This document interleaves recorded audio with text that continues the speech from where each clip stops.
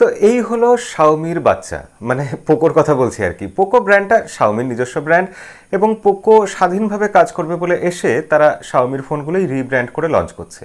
এবং Poco M2 Pro এই ফোনটা দেখলেই আপনি বুঝতে পারবেন এটা রেডমি নোট 9 প্রো এর রিব্র্যান্ডেড ভার্সন। তাহলে শাওমি পোকো ব্র্যান্ডিংয়ে একটা M2 Pro ফোনটা আনলো কেন? আনার অনেকগুলো কারণ আছে, টুকটাক হাবিজাবি অনেক কারণ আছে, সেগুলো নিয়ে বিশদে কখনো ভিডিও বানানো যাবে। শুধু এটুকু বলতে পারি, অন্য একটা ব্র্যান্ডিংয়ে ফোন নিয়ে আসলে সেই ফোনটা আলাদা করে অন্যরকমভাবে মার্কেটিং করা যায়, সেই ফোনটার জন্য ট্যাক্স বেশ কিছু ফাঁকি দেওয়া যায় এবং ইত্যাদি বিভিন্ন কারণে পোকো ব্র্যান্ডিংয়ের আন্ডারে শাওমি এই ফোনটা নিয়ে আসলো। এবং এই ফোনটার বেশ কিছু ভালো দিক আছে, দু একটা খারাপ দিকও আছে। আসলে ফোনটা অনেকদিন হলো আমি ব্যবহার করছি এবং ফোনটা কেমন লাগলো আজকে পুরোটা আলোচনা করব। ভিডিওটা শেষ অবধি দেখবেন এবং ভালো না লাগলে ডিসলাইক করবেন, শুধু এটুকুই বলবো। আর ভিডিও শুরু করা যাক। তো প্রথমেই যেটা আপনার মনে হবে ফোনটা হাতে নিয়ে, যে ফোনটা বিশাল ভারী এবং বিশাল বড়। এত বড় ফোন এক হাতে ইউজ করার তো প্রশ্নই ওঠে না, দু হাতে ইউজ করতে একটু আনকমফোর্টেবল লাগে। বিশেষ করে খেয়াল রাখতে হবে যে এই ফোনটার ওজন 209 গ্রাম। এত ভারী একটা ফোন এবং ওয়েট ডিস্ট্রিবিউশনে খুব একটা আহামরি কিছু নয়, সেক্ষেত্রে এটা একটু অসুবিধা হবেই। তবে বাজেট সেগমেন্টের ফোন সেহেতু এটুকু মানিয়ে নেওয়া যায়। বিশেষ করে ফোনটাতে যেখানে সামনে পিছনে দুদিকেই গরিলা গ্লাস 5-এর প্রোটেকশন দেওয়া হচ্ছে, ব্যাক সাইডটা দেখতে প্রিমিয়াম লাগছে, একদম চকচক করছে, কিন্তু সেটা একটু বেশি ফিঙ্গারপ্রিন্ট ম্যাগনেট।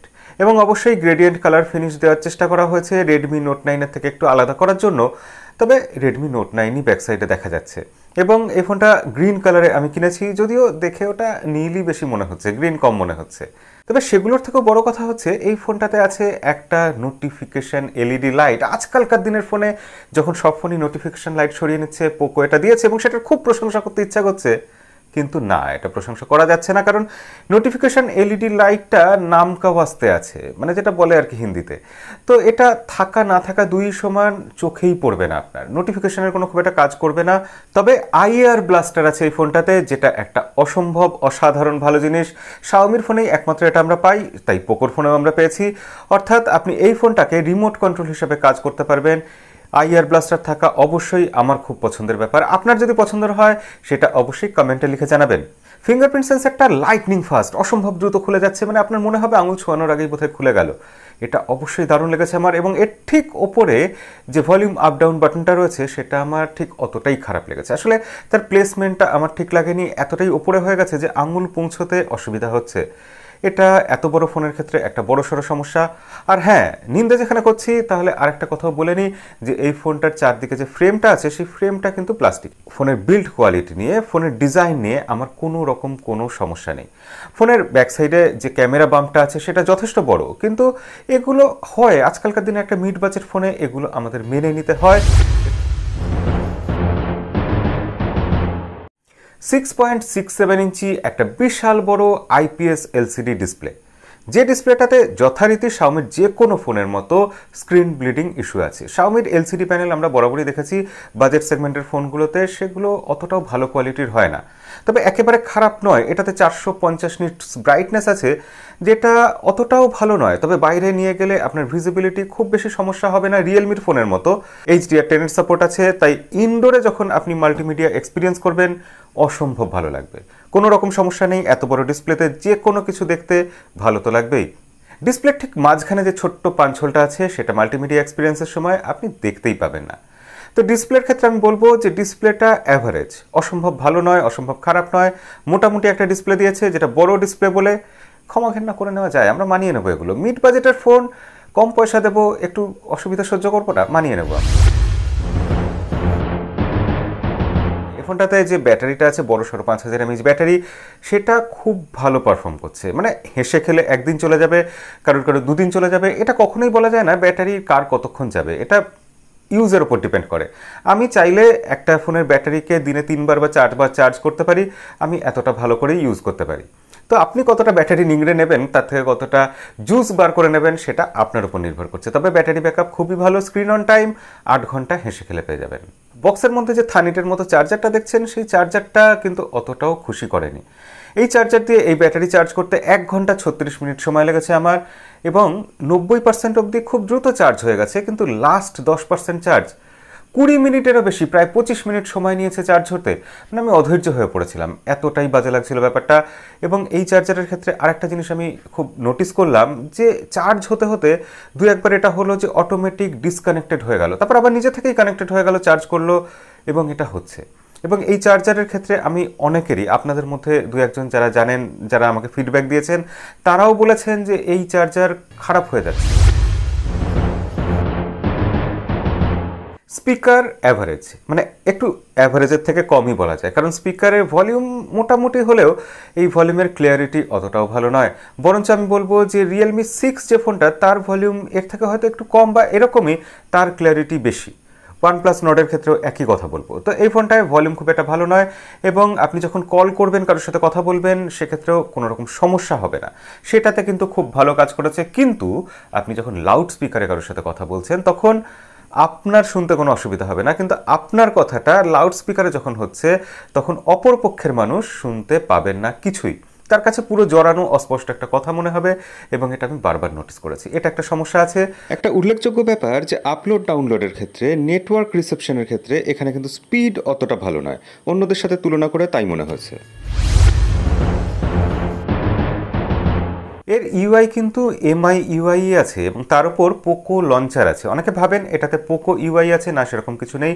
এবং পোকো লঞ্চার এমন একটা জিনিস যেটা এক্সক্লুসিভ কিছু না, সেটা আপনি আপনার যে কোনো ফোনে ইউজ করতে পারেন, এটা প্লে স্টোরেই পাওয়া যায়। আপনি ইনস্টল করে ইউজ করলে পোকো লঞ্চার ইউজ করতে পারবেন, এবং এরকমই অ্যাপ ড্রয়ার পাবেন, এরকমই সব রকম ফিচার পাবেন, ডার্ক মোড থেকে আরম্ভ করে বিভিন্ন রকম অ্যাপ লক করার ফিচার থেকে আরম্ভ করে অ্যাপ হাইড করার ফিচার, এবং double tap two lock screen ইত্যাদি সব রকম ফিচার পাবেন। কিন্তু এই প্রতিটা প্রতিটা জিনিস, অ্যাপ ড্রয়ার থেকে আরম্ভ করে সব কিছুই আসলে একটা ভিজুয়াল চেঞ্জ আপনার হোম স্ক্রিনে।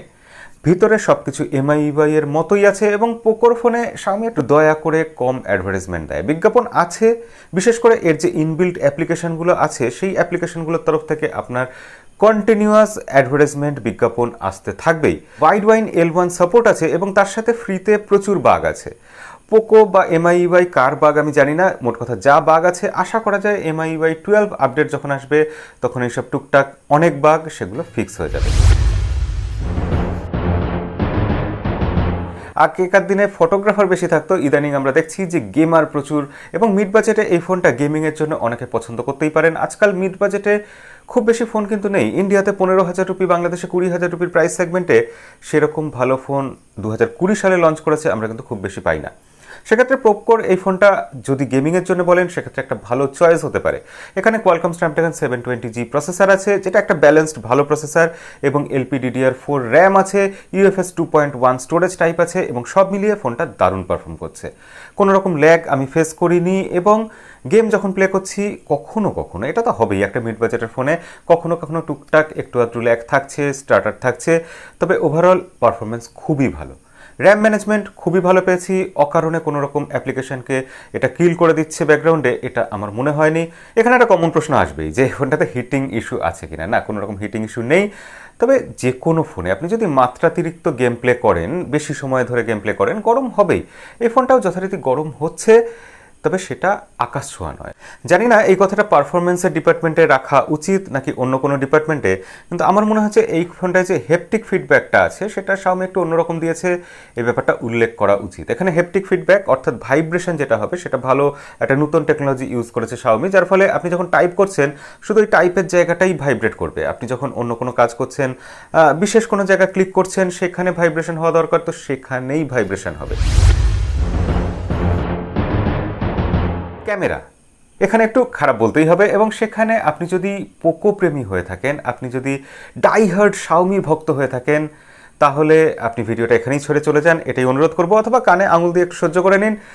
আর যদি সেটা এখনও আপনি না করে থাকেন, তাহলে বুঝবো আপনি এই জিনিসটাকে একটু কাজে লাগাচ্ছেন। সেক্ষেত্রে আমি বলবো অবশ্যই যে এর ক্যামেরা খুবই ভালো।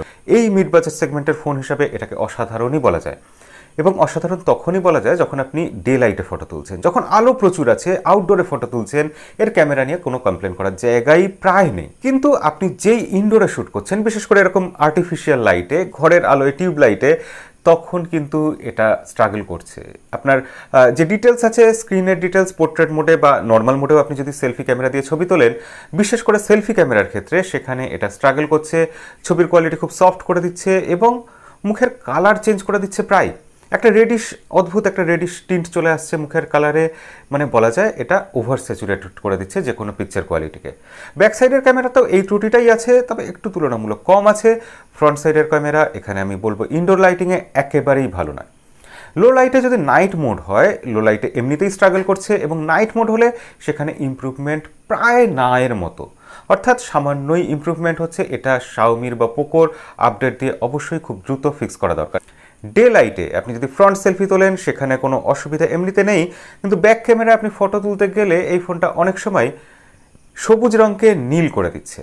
মানে এটা একটা অদ্ভুত ব্যাপার আর কি। এই ফোনটার নীলের প্রতি একটা বোধহয় অদ্ভুত ভালোবাসা আছে, তাই যে কোনো সবুজ রঙকে এটা নীল করে দিচ্ছে, এবং এটা কোনো ফোনে, এইরকম দামের একটা ফোনে এটা অ্যাকসেপ্টেড নয়। তবে এই ফোনটা ক্যামেরা কিন্তু লাল রঙকে অটোমেটিক গ্রে করে দেয় না, এটা হয় না। তাই আপনি যদি আপনার মোবাইলের স্ক্রিনে এই মুহূর্তে দেখেন যে নিচের দিকে এই সাবস্ক্রাইব বাটন যেটা আছে সেটা লাল রয়েছে, তাহলে ওটাকে একটু টিপে গ্রে বা কালো করে দিন, আর বেল আইকনটাও বাজিয়ে রাখবেন। এবং ওয়াইড অ্যাঙ্গেল লেন্সে ডিটেলসের একটু অভাব আছে, তবুও ওয়াইড অ্যাঙ্গেল লেন্স এমনিতে ঠিকঠাক কাজ করছে।